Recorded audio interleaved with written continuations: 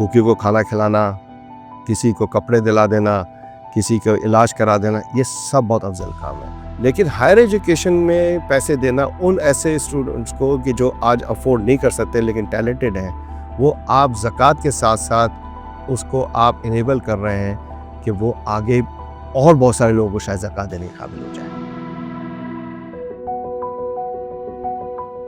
Every year, Muslims worldwide contribute 600 billion to $1 trillion in zakat.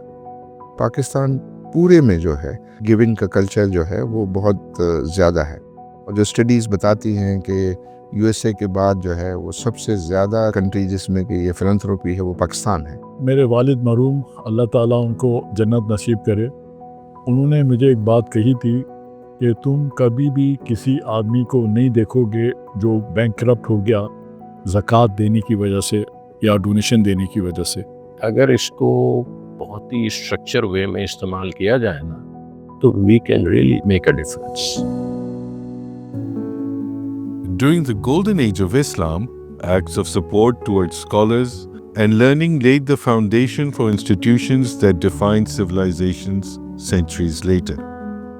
इस्लाम के अंदर पुराने वक्तों में, जिसको गोल्डन एरा कहला जाता है इस्लाम का, उसमें दो ही चीज़ें थी, ज़कात और वक्फ, जिसने यूनिवर्सिटियाँ, लाइब्रेरियाँ, बहुत सारी चीज़ें बनाई, वो आज तक हैं और आज तक वो सदका जारिया में चल रही है। Early writings of Thomas Jefferson में बिल्कुल ये बात मौजूद है कि this is one of the most inspiring features of Islamic societies that Protestants ought to learn from.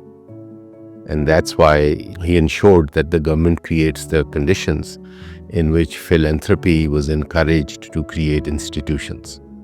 And what were the institutions that they focused on in early America? Invariably, they were universities.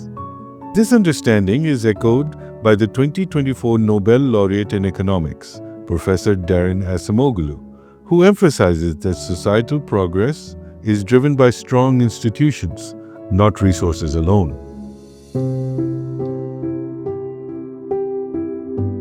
मैं ये सोचती हूँ कि अगर किसी कौम को बढ़ना है तो फिर अपनी नस्लों को, अपनी जो जनरेशन्स हैं उनको बनाए। वो कैसे बनती हैं? यकीनन तालीम से, एजुकेशन से।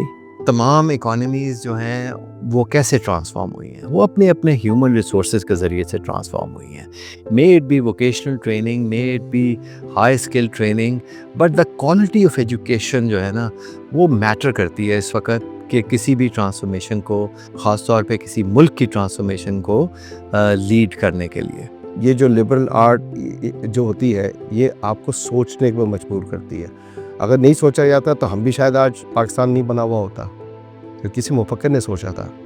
Even if you are a good coder and if you don't have a softer side and communication side, because communication is the most important thing when you're selling, when you're marketing, when you're interviewing, when you're selling yourself and when you're doing something. So that's what Habib University produces, the well-rounded, groomed personalities. मैं बड़ी hope लेके बैठा हुआ हूँ। I see a good future for the Habib University because सबसे बड़ा जो काम उन्होंने किया है कि उन्होंने क्लास डिफरेंस को ख़त्म किया है। उनकी जो एक ट्रेनिंग और उनकी एजुकेशन होती है बड़ी ग्राउंडेड है। आई थिंक इसमें एक वजह यह है कि हबीब यूनिवर्सिटी ने मौका दिया है बहुत सारे ऐसे ग्रेजुएट्स या बहुत सारे ऐसे अंडर ग्रेजुएट्स जो कि आम हालात में अच्छी यूनिवर्सिटियों में फीसेस अफोर्ड नहीं कर सकते। पहले तो उनकी मेरिट को जो है वो प्रायोरिटी दी जाती है, और उन मेरिट की बेसिस पर फिर उनकी परसेंटेज ऑफ सपोर्ट जो है वो डिसाइड होती है। फिर उनको ये देखा जाता है कि क्या वो ज़कात डिज़र्विंग स्टूडेंट्स हैं, उसको वेरीफाई किया जाता है और उसके लिए शरिया स्कॉलर्स की हेल्प और असिस्टेंस दी जाती है, और उस प्रोसेस के बाद ज़कात जो है वो एलोकेट होती है to the deserving students. Since 2014, Habib University has awarded over $42 million in financial aid and scholarships, including Zakat, supporting nearly 8 out of every 10 students. अब सिर्फ यूनिवर्सिटी किसी एक फैमिली की नहीं है, इस माशरे की है, और माशरे की जिम्मेदारी है इसको सपोर्ट करें, इसको लेके चलें।